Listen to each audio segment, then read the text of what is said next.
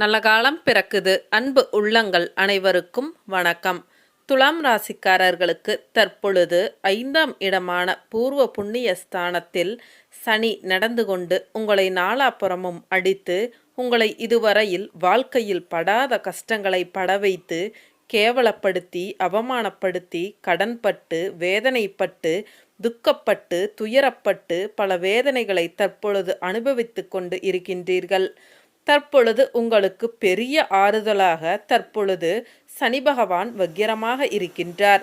சனி பகவான் வக்கிரம் ஆவதால் அவருடைய கெடுதல்களை செய்யும் குணங்களை முழுவதுமாக குறைத்து கொள்வார். ஏனென்றால் ஒரு கிரகம் வக்கிரம் ஆனால் அதன் தன்மையே அது இழக்கும் என்பதால் சனி பகவான் தன்னுடைய கெடுதல் தன்மையை இழந்து உங்களுக்கு இனி வரக்கூடிய 5 மாதங்களுக்கு கெடுதல்கள் செய்யாமல் இருப்பார். அவர் கெடுதல் செய்யாமல் இருந்தால் அதுவே போதுமானது. நல்லது செய்ய மற்ற கிரகங்கள் இருக்கின்றது. தற்பொழுது சனி பகவான் ஜூன் மாதம் 29ஆம் தேதி முதல் நவம்பர் மாதம் 15ஆம் தேதி வரை கிட்டத்தட்ட 5 மாதங்கள் சனி பகவான் வக்கிரமாக இருக்கப் போகின்றார். ரொம்ப முக்கியமான விஷயங்களை இந்த பதிவில் நான் சொல்ல போறேன்.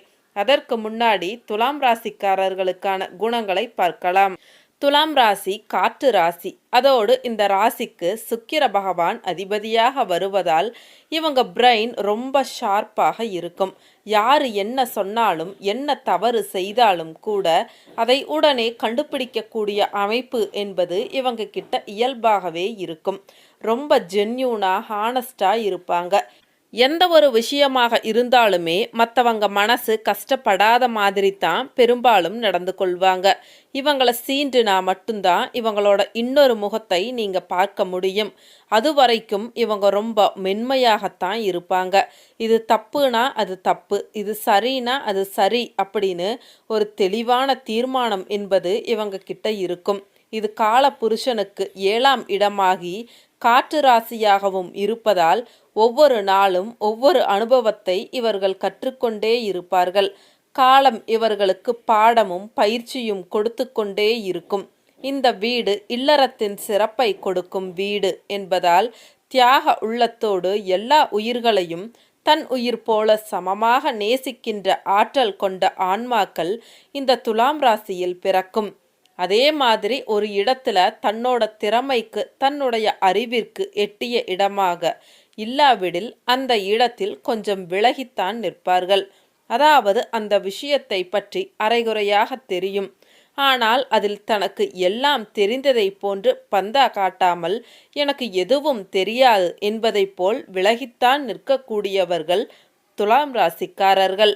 ஆனால் நீங்கள் ஒரு சிலரை பார்க்கலாம். ஒரு விஷயத்தில் சிறிது நாலேஜ் இருந்தாலே போதும், தனக்குத்தான் எல்லாம் தெரியும் என்று நினைத்து கொண்டு ஓவராக பந்தா செய்வார்கள். அந்த மாதிரியெல்லாம் துலாம் ராசிக்காரர்கள் நினைத்து கூட பார்க்க மாட்டார்கள். தனக்கு என்ன திறமை இருக்கின்றதோ, தனக்கு என்ன அறிவு இருக்கின்றதோ அதை வைத்து ஒரு விஷயத்தை மிக நன்றாக யாரும் குறை சொல்லாத அளவிற்கு முடித்து கொடுக்க வேண்டும் என்ற குணம் கொண்டவர்கள். இந்த குணம் யாருக்கு வரும் கூறுங்கள்?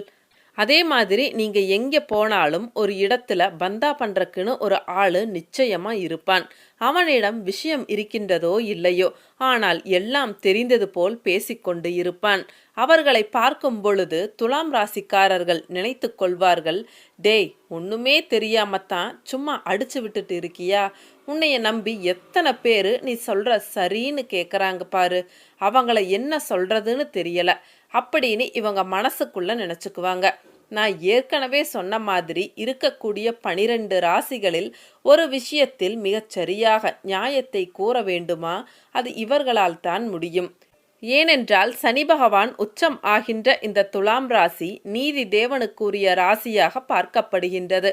எந்த ஒரு பிரச்சனையாக இருந்தாலும் அதில் யார் மீது தவறு இருக்கின்றது, நீங்கள் இதை செய்தால்தான் அவர் பதிலுக்கு இப்படி செய்திருக்கின்றார், நீங்கள் இனிமேல் இப்படி நடந்து கொள்ளுங்கள், உங்கள் மேல்தான் தவறு இருக்கின்றது, இப்படிப்பட்ட மிக சரியான ஒரு தீர்ப்புகளை வழங்கக்கூடிய நபர்கள்தான் துலாம் ராசிக்காரர்கள். இவர்களுக்கு இதை பற்றிய படிப்பறிவு தேவையே இல்லை. இவர்கள் அனுபவத்தின் மூலமாகவே கடவுள் இந்த அறிவை கொடுப்பார். அதே போலத்தான் ஒருவரை ஒரு முறை பார்த்தாலே போதும், அவர் எப்படிப்பட்ட குணம் கொண்டவர், அவர் கோபக்காரரா, நல்லவரா, கெட்டவரா என்று பார்த்த மாத்திரத்திலேயே கூறும் திறமை பெற்றவர்கள். அதனால் நிறைய பேர்களிடம் முன்கூட்டியே முன்னெச்சரிக்கையாக இருந்து கொள்வார்கள். இவர் பார்வையில் மற்றவர்கள் கெட்டவர் என்று தெரிந்தால் அவர்களிடம் கொஞ்சம் விலகியே இருப்பார்கள். இவர்கள் பார்வையில் யதார்த்தமானவர்களாக யார் இருக்கின்றார்களோ அவர்களிடமே மிகவும் நெருக்கமாக பழகும் தன்மை கொண்டவர்கள். மனதில் வஞ்சகம், சூதுவாது கொண்டவர்களை மிக எளிதாக கண்டுபிடித்து விடுவார்கள். அப்படிப்பட்டவர்களிடம் நட்பு வைத்து கொள்ளவே மாட்டார்கள். இவர்கள் தனி மனிதனாக உலா வரும் பொழுது இவர்கள் பொறுப்பு வாய்ந்தவர்களாகவும், திருமணத்திற்கு பிறகு சுறுசுறுப்பு வாய்ந்தவர்களாகவும், தன் கடமையில் தளராத பெருமையோடு விளங்குகின்ற பாக்கியம் இவர்களுக்கு கிடைக்கும். இந்த வீடு சரராசி என்பதால் இறந்த காலத்தை நிகழ்காலத்தில் ஒப்பிடும் திறமை இவர்களுக்கு உண்டு. அதே மாதிரி ஆராய்ச்சி மனப்பான்மை இருக்கும்.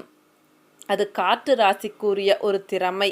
எந்த ஒரு விஷயத்தை எடுத்தாலும் அதில் ஆராய்ச்சி மனப்பான்மை இவர்களுக்கு இருந்து கொண்டே இருக்கும். எந்த ஒரு விஷயத்தையும் எடுத்தோம் கவிழ்த்தோம் என்று இறங்கவும் மாட்டார்கள், செய்யவும் மாட்டார்கள். ஒரு விஷயத்தை எடுத்துக்கொண்டு அதை பல கோணங்களில் ஆராய்ச்சி செய்வார்கள். அப்படி ஆராய்ச்சி செய்து இவர்கள் மனரீதியாக இந்த விஷயம் இப்படித்தான் என்று அறிந்த பிறகுதான் இந்த விஷயத்தை மற்றவர்களுக்கு கூறுவார்கள். நம்முடைய துலாம் ராசிக்காரர்கள் ஒரு சிபிஐ போன்று திறமை உடையவர்கள். ஒரு தவறு நடக்கின்றது என்றால் அது எதனால் நடக்கின்றது, அந்த தவறை உடன் இருப்பவர்கள் யார் செய்திருப்பார்கள் என்று ஈஸியாக கண்டுபிடித்து விடுவார்கள். அதே போல கணவன் மனைவி உறவிலும் கூட வாழ்க்கை துணை எந்த ஒரு தவறு செய்தாலும் ஈஸியாக கண்டுபிடித்து விடுவார்கள். அதனால் வாழ்க்கை துணை எந்த ஒரு தவறும் செய்வதற்கும் இவர்களிடம் நிச்சயமாக யோசிப்பார்கள். அதே மாதிரித்தான் ஒரு விஷயம் மற்றவங்களுக்கு எளிதாக புரியாமல் இருக்கலாம். அந்த விஷயத்தை இவர்கள் சீக்கிரமாக புரிந்து கொண்டு இவர்களுக்கு எடுத்து சொல்லக்கூடிய அந்த பக்குவம், அந்த அறிவு என்பது இவர்களிடம் இருக்கும். அதே மாதிரி தாங்க இவங்க உயர்வு தாழ்வு எல்லாம் பார்க்க மாட்டாங்க. எல்லாத்தையும் ரொம்ப சமமாகத்தான் பார்ப்பாங்க. எல்லாத்தையும் நேசிப்பாங்க. பட் நீங்கள் மட்டும் இவங்க கிட்ட சரியாக நடந்துக்கணும். இவங்களுக்கு துரோகம் பண்ணக்கூடாது. அப்படியே ஏதாவது இவர்களுக்கு துரோகம் செஞ்சீங்கன்னா உங்களை விலக்கி வைத்து விடுவார்கள்.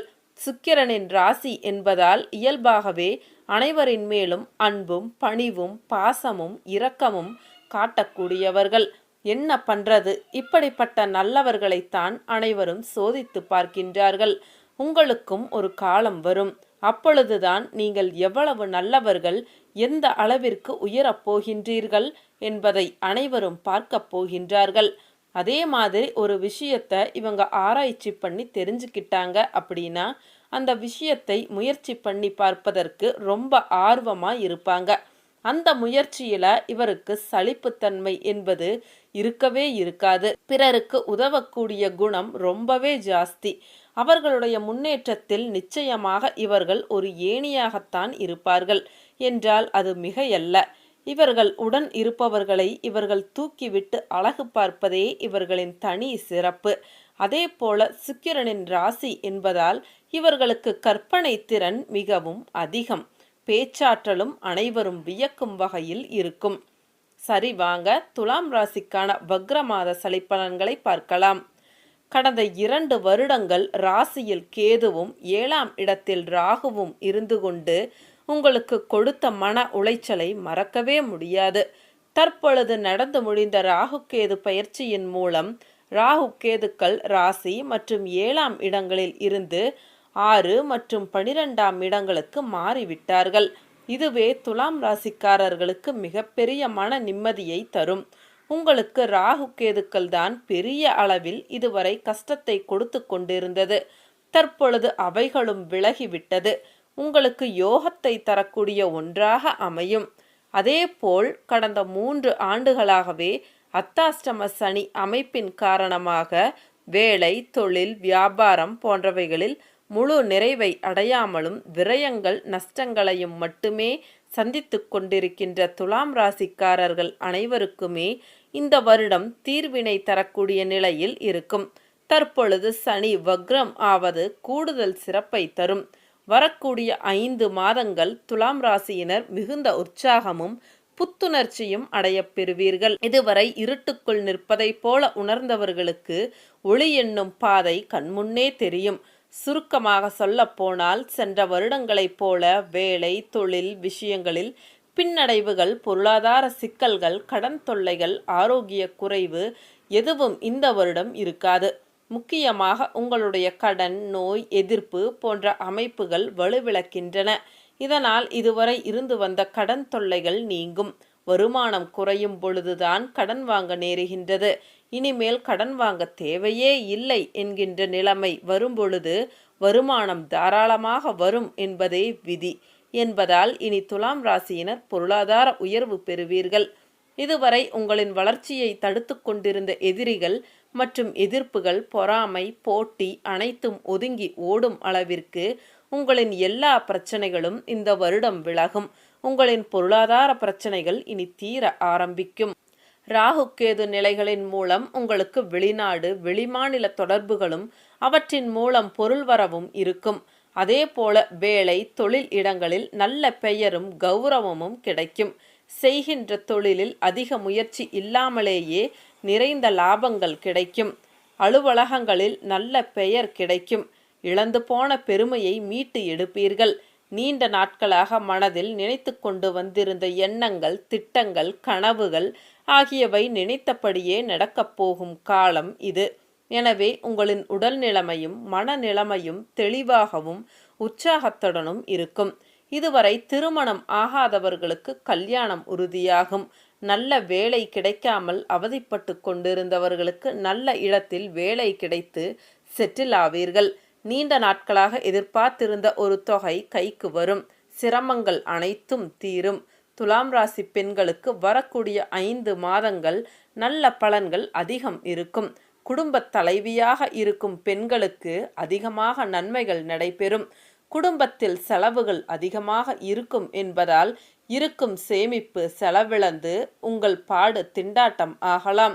எனவே செலவை குறைத்து கொள்ளுங்கள். கணவன் மனைவி உறவு மகிழ்ச்சிகரமாக இருக்கும். இருவரும் ஒருவருக்கு ஒருவர் அனுசரித்து போவீர்கள். பெண்களின் உடல்நிலையும் மனநிலைமையும் தெளிவாகவும் உற்சாகத்துடனும் இருக்கும். கடந்த காலங்களில் நோய்வாய்ப்பட்டிருந்தவர்கள் நல்ல முன்னேற்றத்தை காண்பார்கள். வாழ்க்கை துணைவரின் மூலம் பொருளாதார வசதிகள், ஆதரவான போக்கு மற்றும் அனுசரணையான பேச்சு இருக்கும். வழக்குகளில் சிக்கி அவதிப்பட்டவர்களுக்கு நல்ல திருப்புமுனையான நிகழ்ச்சிகள் நடந்து உங்கள் பக்கம் அனைத்தும் சாதகமாகும். மொத்தத்தில் துலாம் ராசிக்கு அனைத்து விஷயங்களிலும் நன்மைகளை மட்டுமே தரக்கூடிய மாதமாக வரக்கூடிய 5 மாதங்கள் அமையும். இந்த நல்ல நேரத்தை பயன்படுத்தி கொண்டு எதிர்காலத்தை வளப்படுத்தி கொள்ள முடியும். துலாம் ராசிக்கு கோச்சார ரீதியில் கவலை இல்லாத வருடம் இது. எதையும் துணிந்து செய்யலாம். சரிங்க, மீண்டும் அடுத்த ஒரு வீடியோ பதிவில் சந்திக்கலாம். அனைத்து துலாம் ராசி அன்பு உள்ளங்களுக்கும் நன்றி, வணக்கம்.